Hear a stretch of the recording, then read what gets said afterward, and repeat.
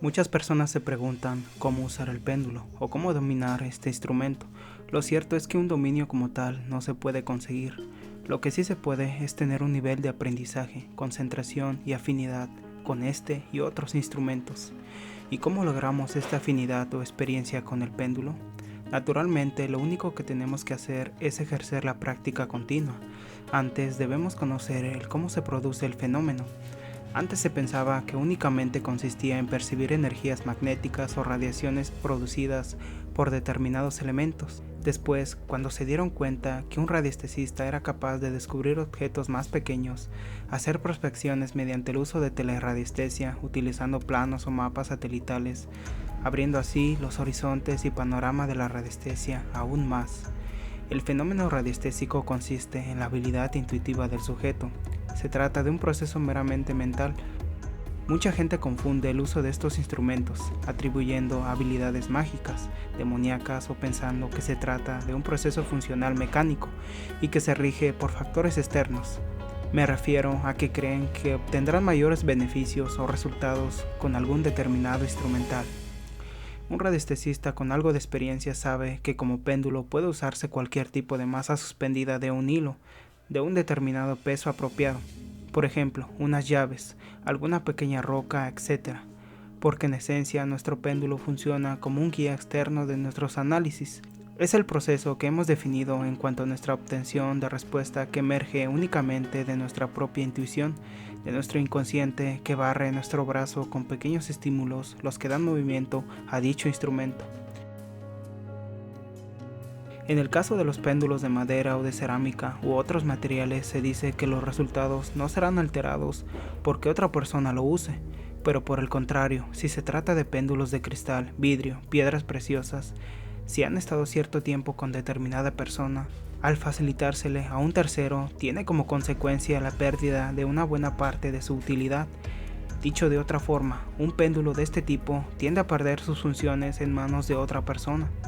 Y en esto no hay razones mágicas, sino si se quiere, estrictamente científicas. La estructura atómica de las formaciones de naturaleza cristalina y una piedra preciosa o semipreciosa, y obviamente un péndulo de vidrio o cristal, la poseen. Tienen la característica energética de acumular información, que en física y electrónica significa concretamente las alteraciones de tales formaciones atómicas sufridas por esos elementos. Para tratar de entender el propio campo energético, aquel de naturaleza bioplasmática, o bien el correspondiente electromagnético del propietario, imprime en el péndulo ciertas características propias, una huella.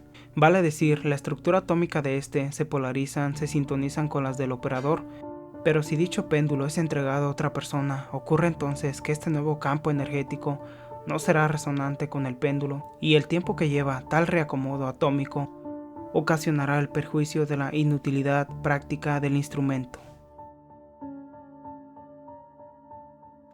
La palabra testigo en radiestesia significa sintonizador, o sea, una partícula de un cuerpo similar al que se desea localizar con el péndulo.